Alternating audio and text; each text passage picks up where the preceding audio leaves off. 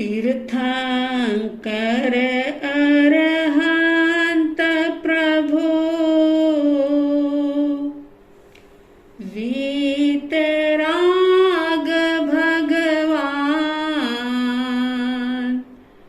स्वीकारो मेरी वंदना भवतारक जलयान परमेष्टि की वंदना शमन करे भवताप स्मरण मनन से चेतना जागे अपने आप। श्रद्धालु जिज्ञासु श्रोताओं, पर्वाधिराज पर्युषण महापर्व का आज 5वां सूर्य उदित हुआ। ये पर्वाधिराज पर्युषण पर्व जो हमें उपासना करने का संदेश देते हैं, और उपासना सेवा किसकी करनी है। ज्ञानी कहते हैं कि शरीर की उपासना जन्मों जन्म से करते आए हैं। धन की, वैभव की, पद की, प्रतिष्ठा की उपासना की, लेकिन ज्ञानियों की दृष्टि में ये सारी उपासना मुर्दे की उपासना हुई। भगवान महावीर कहते हैं कि तुमने शरीर को सजाया, श्रृंगार किया, गहने, बहुत अच्छे कपड़े इसको पहनाए, नहलाया धुलाया, ये जो तुमने इसकी उपासना की, ये मृत की उपासना की है, पुद्गल की उपासना की है। और बहुत गहराई से, ईमानदारी से अगर आप बैठ करके विचार करें तो सचमुच आप पाएंगे, पूछें अपने आप से कि क्या मिला इस उपासना से। सिर्फ और सिर्फ दुख के अलावा कुछ नहीं मिला। क्योंकि अगर आपने 100 रुपए प्राप्त किए तो आपने उसमें सुख नहीं देखा, बल्कि 1000 में आपको सुख दिखा। अगर 1000 को प्राप्त किया तो लाख में सुख दिखा। लाख प्राप्त कर लिए तो करोड़ में सुख दिखा। आप देखो हर चीज में कि जो भी आप प्राप्त करते जाते हो, आपका सुख जो है उससे आगे आगे आगे बढ़ता चला जाता है।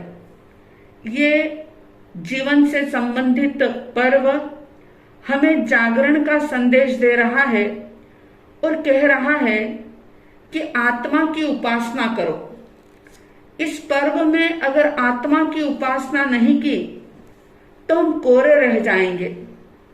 और आत्मा की उपासना कैसे की जाए, इसके लिए अंतगढ़ सूत्र के माध्यम से उन महान भव्य आत्माओं का चित्रण, चरित्र सुन रहे हैं, जिन्होंने बहुत सुख पाया, वैभव पाया, सुंदर शरीर पाया, बहुत लंबा चौड़ा परिवार पाया, लेकिन जैसे ही सत्य को जाना, परमात्मा के मुख से ये बात सुनी कि तुम जो जिसमें सुख मान रहे हो, वास्तव में वो दुख का कारण है, और बात उनको समझ में आ गई। आइए ऐसी भव्य आत्माओं का वर्णन हम इस अंतगढ़ सूत्र के माध्यम से श्रवण करते हैं। इस अंतगढ़ सूत्र के तीसरे वर्ग के 8 अध्ययन संपन्न हो चुके थे।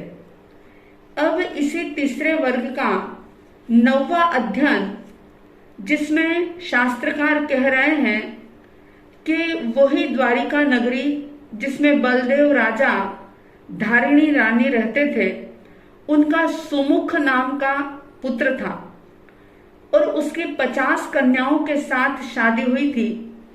परमात्मा अरिष्टनेमि जी के धर्म उपदेश को उसने सुना और वैराग्य हुआ, दीक्षा ली। दीक्षा लेने के बाद 14 पूर्व का अध्ययन किया, 20 वर्ष तक संयम पर्याय का पालन किया। अंत में 1 महीने का संलेखना संथारा करके शत्रुंजय पर्वत पर वे सिद्ध बुद्ध और मुक्त होते हैं। इसी तरह से 10वें अध्ययन के अंदर दुर्मुख कुमार का वर्णन और 11वें अध्ययन में कूप दारुक का वर्णन है। ये भी बलदेव राजा के ही बेटे थे, धारिणी इनकी माता थी। इन्होंने भी अरिष्टनेमि परमात्मा की दिव्य ध्वनि को सुना और दीक्षा लेकर के तब संयम की आराधना करते हुए अंत में संलेखना संथारा करके ये भी शत्रुंजय पर्वत पर सिद्ध बुद्ध और मुक्त होते हैं। इसी तरह से 12वें अध्ययन में दारुक कुमार का वर्णन है और 13वें अध्ययन में अनादृष्टि कुमार, जो वसुदेव इनके पिता थे और धारिणी इनकी माता थी। इन्होंने भी परमात्मा के दर्शन किए, वंदन नमस्कार किया, उनकी धर्म देशना को सुना और सुनकर के वैराग्य पैदा हुआ भीतर में, यानी उन्होंने कुछ छोड़ा नहीं। ऐसे सत्य को उन्होंने सही तरीके से जाना, सम्यक रूप से ज्ञान को प्राप्त किया, इसलिए कुछ भी छोड़ना नहीं पड़ा, बल्कि सब कुछ छूट गया। और इस प्रकार से इस तीसरे वर्ग के 13 अध्ययन संपन्न होते हैं और इन्हीं 13 अध्ययनों के साथ साथ तीसरा वर्ग भी संपन्न होता है।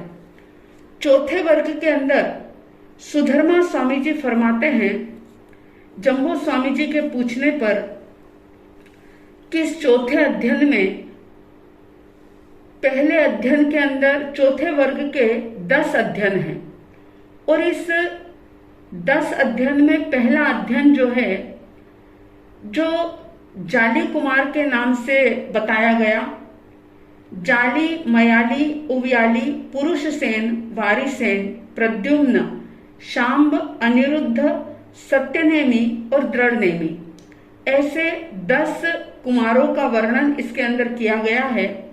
पहले अध्ययन में जाली कुमार का वर्णन है।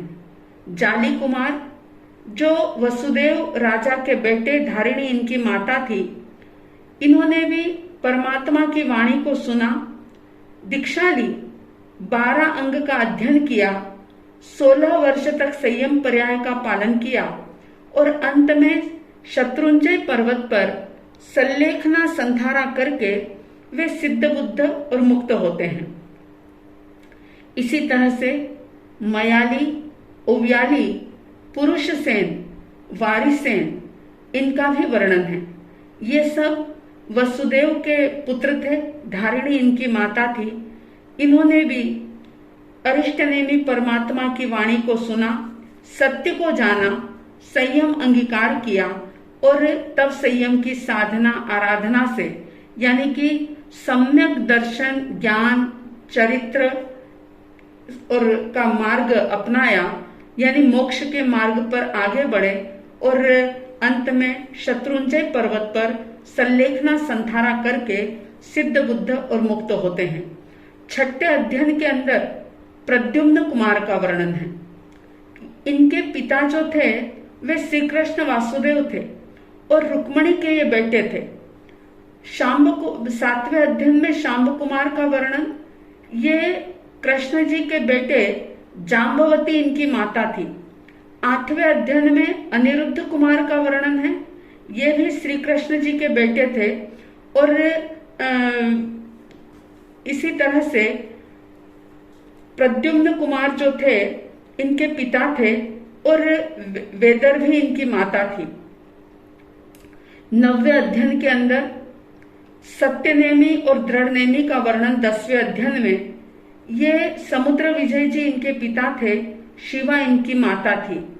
इस प्रकार से ये 10 अध्ययन जो हैं, इसमें सभी श्री कृष्ण वासुदेव के परिवार से ही संबंधित राजकुमारों का वर्णन है और आप देखिए कि सबने परमात्मा अरिष्टनेमि के दर्शन किए, उनकी धर्म देशना सुनी और विचार करो जरा कि ऐसा क्या कहा होगा प्रभु ने, ऐसी कौन सी बात उनकी उस दिव्य ध्वनि के अंदर आई होगी कि जिसको सुनकर के ऐसे ये सारे के सारे राजकुमार जागृत हो गए।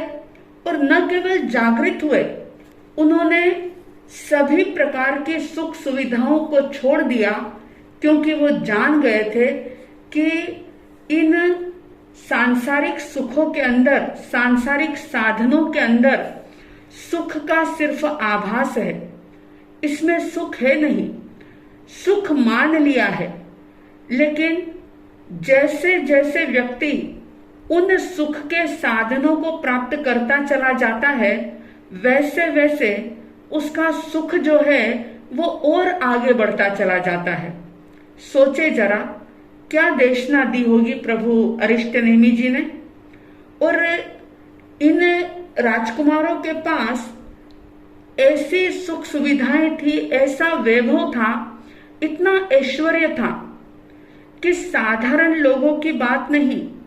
आजकल के जो पीएम सीएम आदि जो हैं, उनको भी जो सुख सुविधाएं नसीब नहीं है, उससे भी कहीं ज्यादा वैभव, समृद्धि, पैसा, परिवार इनके पास था। लेकिन सम्यक दृष्टि प्राप्त हो गई, सत्य को जान लिया, मान्यता सही हो गई, सही समझ जैसे ही पैदा होती है, जागृति आए बिना नहीं रहती।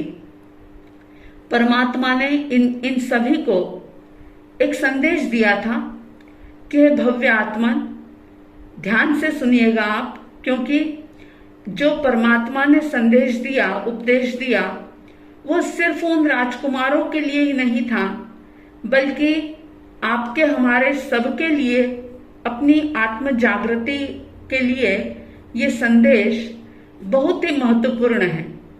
समझें इस बात को, गहराई से इसे ग्रहण करें और विचार करें इस बात के ऊपर। अपने आप से सवाल करें, किस मोड़ पे खड़े हो, सोचो जरा, विचारो, आखिर तो जाना होगा, जीवन का पथ संवारो, किस मोड़ पे खड़े हो, सोचो जरा, विचारो, आखिर तो जाना होगा, जीवन का पथ संवारो, किस मोड़ पे खड़े हो। जिनको तो समझे अपना, वो है सभी पराए, अंतिम सफर में तेरे कोई ना साथ जाए, बंधन है सारे झूठे, अपने को तुम सुधारो, आखिर तो जाना होगा, जीवन का पथ संवारो, किस मोड़ पे खड़े हो। विचार स्वीकार करना होगा।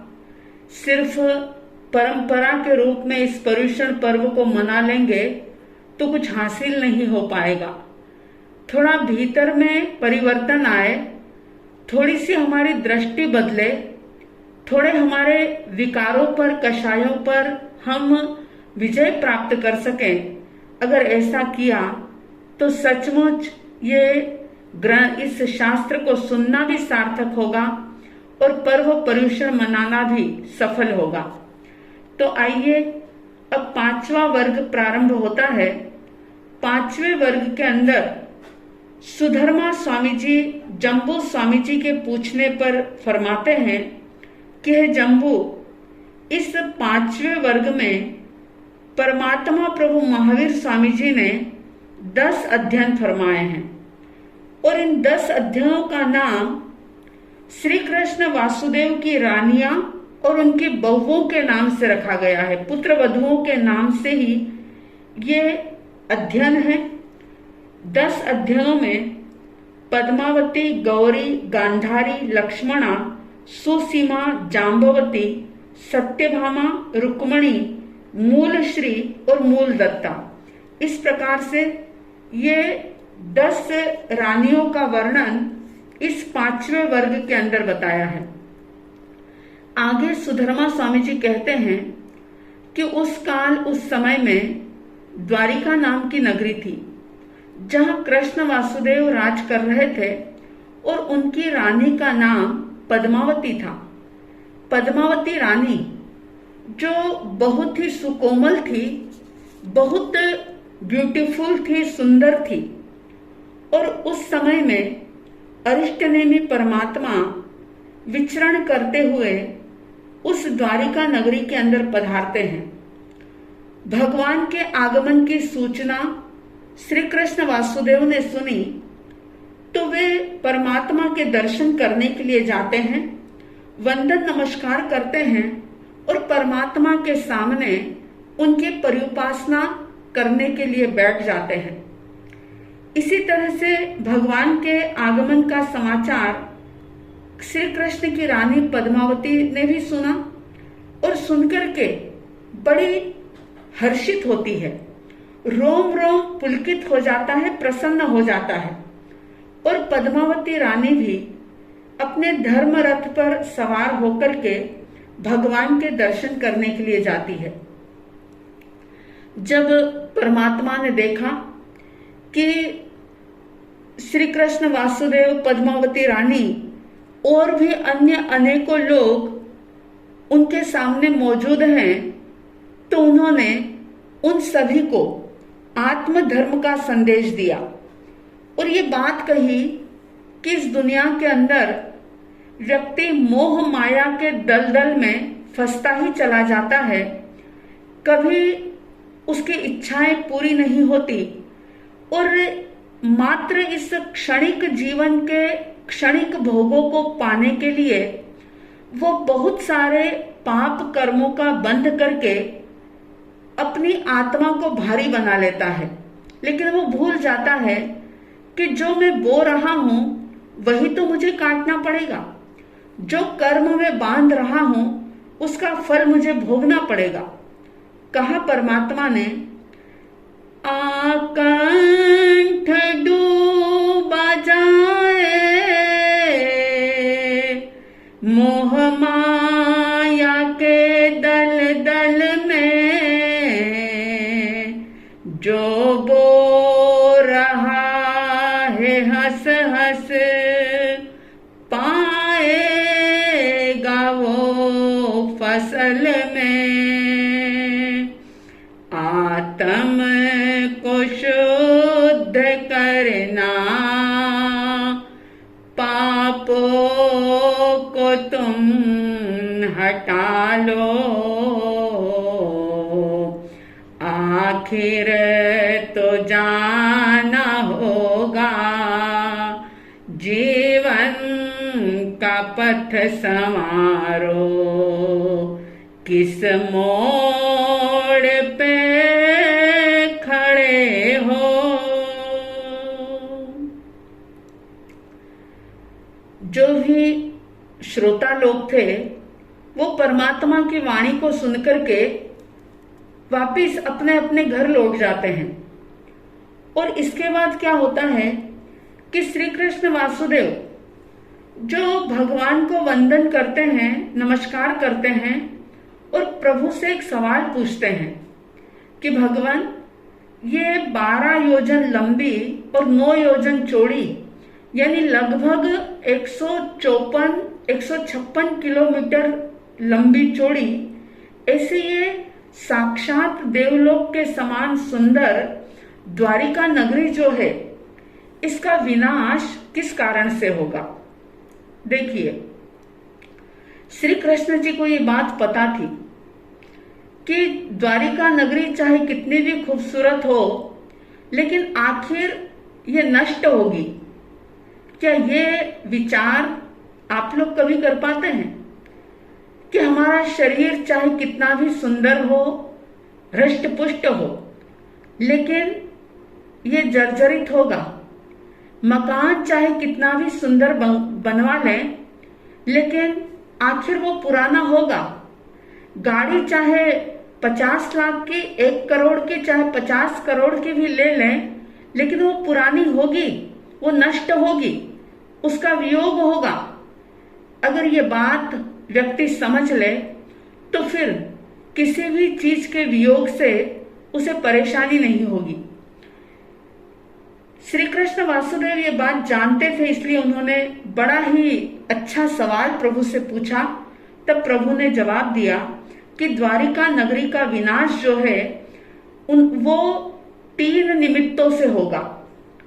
शराब, आग और द्वीपायन ऋषि का क्रोध, इन 3 कारणों से द्वारिका नगरी का विनाश होगा। जब ये बात श्री कृष्ण जी ने सुनी तो उनके मन में एक विचार आया कि धन्य है वे राजकुमार जाली मयाली आदि, जिनका की वर्णन अभी आपने चौथे अध्ययन के अंदर सुना, चौथे वर्ग में।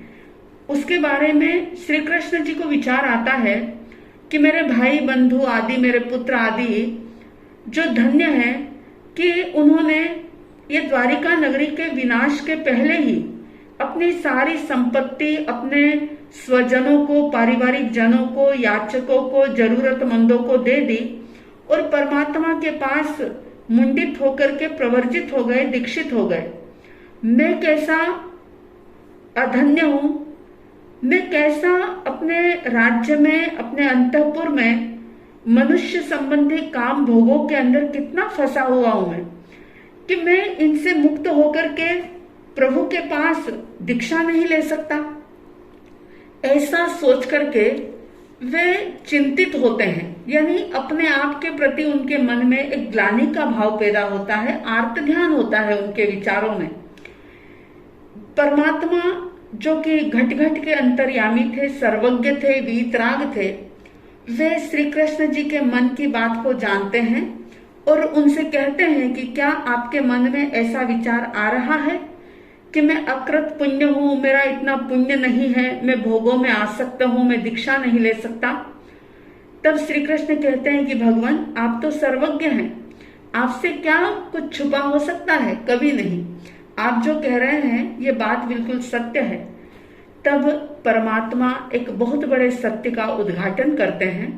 वो कहते हैं कि हे कृष्ण, ऐसा कभी भी नहीं होता, नहीं हुआ और कभी नहीं होगा कि जो वासुदेव पद को प्राप्त करते हैं वे अपनी संपत्ति को, भोग विलासों को छोड़ करके दीक्षा नहीं ले सकते। ना कभी भूतकाल में उन्होंने दीक्षा ली, ना कभी वर्तमान में वो लेते हैं और ना ही कभी भविष्य में लेंगे। तो श्री कृष्ण जी ने पूछा कि भगवान, इसका कारण क्या है? तो परमात्मा कहते हैं कि जितने भी वासुदेव होते हैं वे पिछले जन्म में निदान करके बनते हैं। निदान का मतलब होता है कि अपने धर्म करने को, अपने तप संयम को किसी भी चीज को पाने के लिए बेच देना, यानी कि तप संयम का पालन करना, कोई भी अच्छी क्रिया करना और ये सोच लेना कि इसका फल अगर मिले तो मुझे ये मिले। और आज बहुत सारे लोग ये गलतियां करते हैं। तो जो निदान कर लेते हैं वो कभी भी संपत्ति को छोड़ करके संयम स्वीकार नहीं कर सकते। तो ये बात सुनी तो श्री कृष्ण जी के मन में दूसरा सवाल पैदा हो गया कि ओहो, मैं जब कुछ कर ही नहीं सकता तो भला मेरी तो सदगति संभव ही नहीं है, मैं क्या करूं? मैं मर करके कहां जाऊंगा? क्या कभी आपने ऐसा सोचा कि मैं कौन हूं, मैं कहां से आया हूं, मैं कहां जाऊंगा? क्या कभी फुर्सत मिलती है आपको अपने आप से इन सवालों को करने की? और अगर आप ये सवाल अपने आप से नहीं करते तो समझ लेना कि आप अपने इस अनमोल जीवन को बिल्कुल कौड़ी के भाव बेच रहे हैं, मिट्टी में मिला रहे हैं अपने जीवन को। ये सवाल तो अपने आप से होना ही चाहिए कि आखिर मेरी गति होगी क्या, मैं कहां जाऊंगा मर के? तो श्री कृष्ण जी ने ये बात पूछी परमात्मा से कि मैं यहां से आयुष्य पूर्ण करके कहां जाऊंगा। तब परमात्मा ने कहा कि जब इस द्वारिका नगरी का विनाश हो जाएगा, तुम्हारे माता पिता स्वजन परिजन सब चले जाएंगे, तब तुम राम बलदेव के साथ दक्षिण समुद्र के किनारे पांडु राजा के पुत्र युधिष्ठिर, भीम, अर्जुन, नकुल, सहदेव इन 5 पांडवों के पास पांडु मथुरा की ओर जाओगे।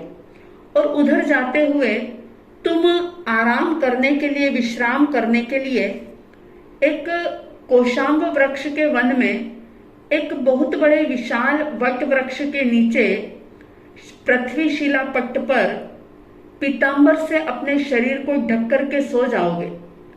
और उस समय में क्या होगा कि जरा कुमार आएगा और उसे मृग की आशंका होगी, और मृग की आशंका से वो जो तीक्ष्ण बाण चलाएगा वो गलती से तुम्हारे बाएं पैर में लग जाएगा, यानी कि वो निमित्त बनेगा।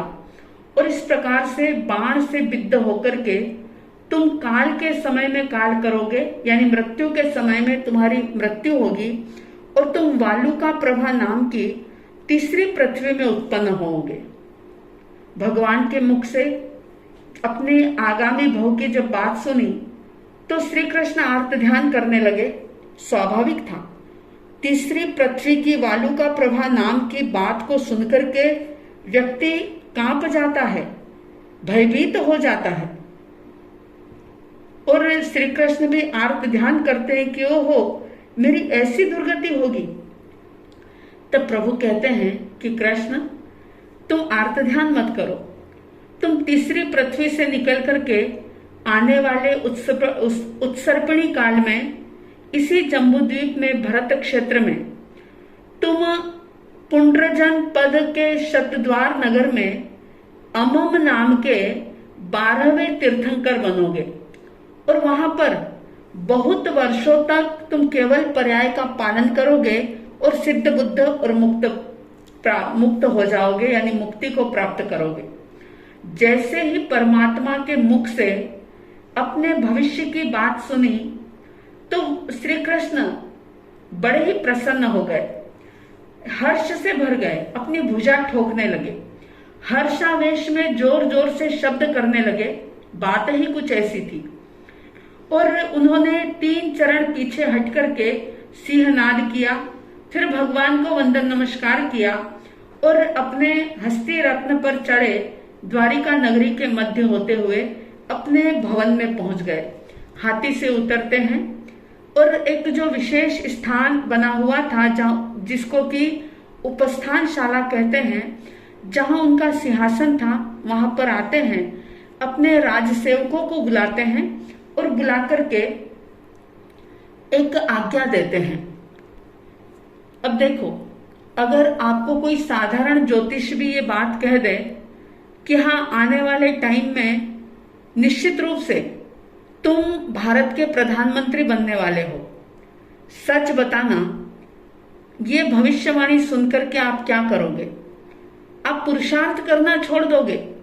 एक अज्ञानी ज्योतिष के ऊपर आप 100% भरोसा कर लोगे, चाहे उसकी बात झूठी ही क्यों ना हो। परमात्मा की बात को सुना, जो कि बिल्कुल ऑथेंटिक थे परमात्मा, उनकी बात में अंश मात्र भी झूठ का रंच मात्र भी नहीं था, अंश मात्र भी झूठ नहीं था। लेकिन फिर भी श्री कृष्ण जी की आप विचारधारा देखिए और उस विचारधारा को देख करके, सुन करके उसे अपने जीवन में लाने का पुरुषार्थ कीजिए। उन्होंने अपने राज सेवकों को बुला करके ये कहा कि जाओ चौराहे चौराहे पर जा करके एक घोषणा करो, यानी कि अनाउंसमेंट करो। क्या? कि ये 12 योजन लंबी 9 योजन चौड़ी जो द्वारिका नगरी है, इसका विनाश होगा, निश्चित रूप से होगा। और शराब के कारण से, आग के कारण से और द्विपायन ऋषि के क्रोध के कारण से ये द्वारिका नगरी नष्ट होगी। इसलिए इस नगरी का कोई भी व्यक्ति, चाहे वो राजा हो, युवराज हो, स्वामी हो, मंत्री हो, राजा का प्रिय व्यक्ति हो, यानी राजा के समान हो, कोई छोटे गांव का स्वामी हो, 2-3 कुटुंबों का स्वामी हो, कोई सेठ हो, रानी हो, कुमार हो, कुमारी हो, कोई भी क्यों ना हो, बच्चा हो, बूढ़ा हो, जवान हो, जो भी हो, अगर कोई अरिष्ट नेमी परमात्मा के पास दीक्षा लेना चाहते हैं तो उन्हें श्री कृष्ण वासुदेव दीक्षा लेने की आज्ञा प्रदान करते हैं। यहां तक तो बात बिल्कुल इजी है कि अगर कोई दीक्षा लेना चाहे तो आप अपने मुंह से ये बात बोल सकते हैं कि हाँ हाँ मेरी तरफ से आज्ञा है, मैं दीक्षा लेने की आज्ञा देता हूं। लेकिन इसके आगे श्री कृष्ण जी ने क्या कहा कि जो भी कोई दीक्षा लेगा और दीक्षा लेने वाले के पीछे कोई बच्चा, कोई बूढ़ा, कोई रोगी, उनके परिवारजन में जो भी कोई होगा, उसका पालन पोषण श्री कृष्ण वासुदेव करेंगे। और दीक्षा लेने वालों का दीक्षा महोत्सव जो होगा वो भी बहुत ठाट बाट के साथ, बहुत बड़े समारोह के साथ कृष्ण वासुदेव अपनी ओर से करेंगे। ऐसी एक बार नहीं, 2-2, 3-3 बार घोषणा करो और फिर मुझे सूचित करो, ऐसा श्री कृष्ण वासुदेव अपने राज सेवकों से कहते हैं। और उनकी आज्ञा को प्राप्त करके राज सेवक इसी प्रकार से द्वारिका नगरी के दोराहे, तिराहे, चौराहे पर जा करके इस प्रकार की घोषणा करते हैं। कितनी बड़ी धर्म दलाली है। जिसके भाव होंगे वही त्याग के मार्ग पर आगे बढ़ेगा। लेकिन आप देखें कि आप कहां कहां, दीक्षा लेना तो बहुत दूर की बात है, लेकिन आप जाने अनजाने भी शुभ क्रिया करने वालों के लिए भी कैसे अंतराय का कारण बन जाते हैं, इसके लिए सजग रहिए। अगर आप नहीं कर सकते हैं, दूसरा कोई अपनी भावना से, अपने शरीर से अगर वो कुछ क्रिया धर्म की कर रहा है, कोई काम धर्म का कर रहा है, तो उसके बीच में कभी भी बाधक मत बनो। ये तो संकल्प जीवन भर के लिए इस वृत्तांत को सुनकर के ले ही लेना चाहिए कि खुद नहीं कर सको तो दूसरों को करने की प्रेरणा दो, करने वालों की अनुमोदना करो, लेकिन उनके मार्ग की बाधा मत बनो। भगवान अरिष्ट नेमी जी से धर्म को सुन करके हृदय में धारण करके श्री कृष्ण की पट्टरानी, जिसका नाम था पद्मावती रानी, जो बड़ी ही प्रफुल्लित होती है, हर्षित होती है और परमात्मा को भावपूर्ण हृदय से वंदन करके कहती है कि भगवान, आपने जो बात कही है वो सत्य है, यथार्थ है। जैसा आप कहते हैं वो तत्व वैसा ही है। मैं पूरी उस तत्व पर श्रद्धा करती हूँ और मैं कृष्ण वासुदेव से पूछ करके, उनकी आज्ञा लेकर के मैं आपके पास दीक्षा लेना चाहती हूँ। भगवान ने कहा, तुम्हें जैसा सुख हो वैसा करो।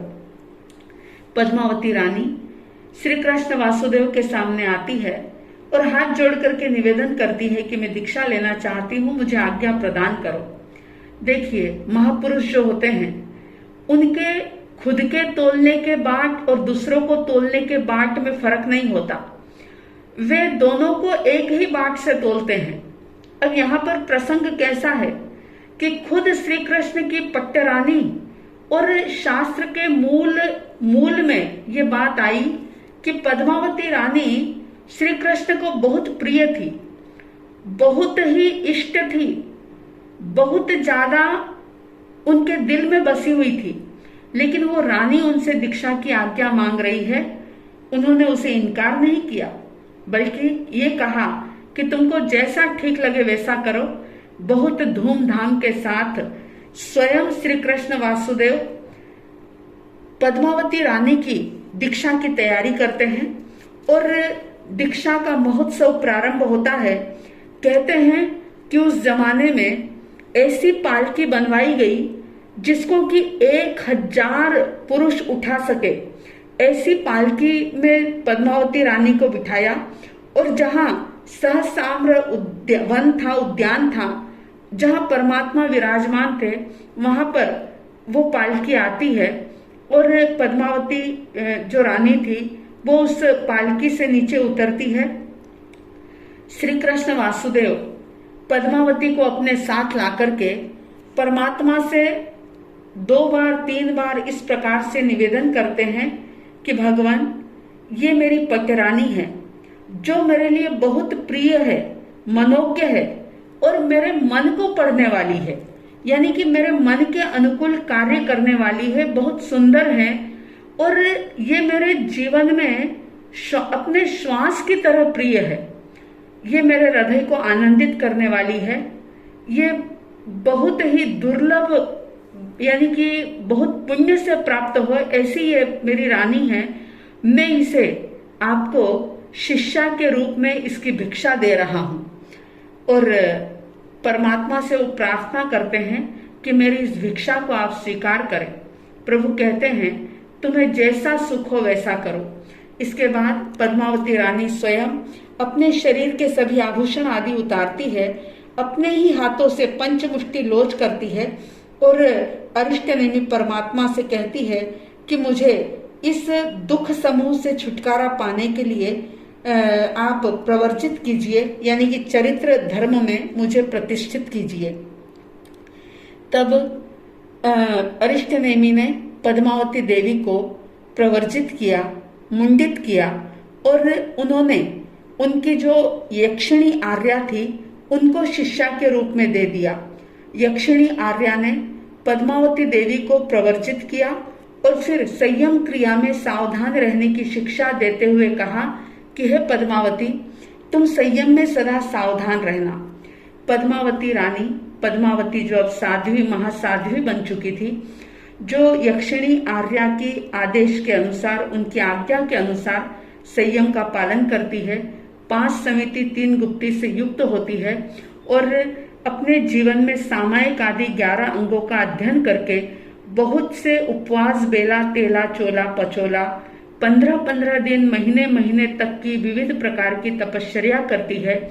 पूरे 20 वर्ष तक संयम पर्याय का, चारित्र पर्याय का पालन करती है और अंत में 1 महीने की संलेखना संधारा करके जिस उद्देश्य को लेकर के उन्होंने संयम ग्रहण किया था उस उद्देश्य को प्राप्त करती है, यानी कि वे सिद्ध, बुद्ध और मुक्त होती है। इस प्रकार से 5वें वर्ग का ये पहला अध्ययन संपन्न होता है। आगे के अध्ययन की चर्चा समय आने पर करेंगे। आज कुल मिलाकर के कहने का अभिप्राय यह है कि श्री कृष्ण वासुदेव की धर्म दलाली की बात सुनकर के अवश्य धर्म दलाली करने का संकल्प करें और जो कोई भी अच्छा कार्य अगर कर रहा हो तो उसकी अनुमोदना करें, प्रशंसा करें। आप सबके जीवन में धर्म के प्रति आस्था जागे, जिन वाणी के प्रति श्रद्धा जागे, सत्य तत्व का बोध आप प्राप्त कर सकें और सही मायने में इस जीवन को सार्थक करके आप भी आत्मा अनुभव कर सकें, ऐसी साध्वी द्वय की तरफ से हार्दिक हार्दिक शुभ मंगल भावनाओं के साथ जय प्रभु महावीर, जय गुरु। आनंद। आंखें बंद करके, हाथ जोड़ करके परमेष्टि की वंदना को बड़ी श्रद्धा के साथ श्रवण करेंगे। अरिहंत भवि जन तारक जय है, जिन शासन तीर्थ विधाता, सिद्धा स्थित भगवान सिद्धात्मा आचार्य गुणवंता अंगोपांग उपाध्याय ज्ञाता साधु साधना करंता महाविदेह में शोभे मोक्षपुरी में विराजे भरत क्षेत्र विचरंता सब पावपणासक जय है परमेष्टि भगवंता जय है जय है जय है जय जय जय जय है महावीर संघ की जय है जिन शासन की जय है।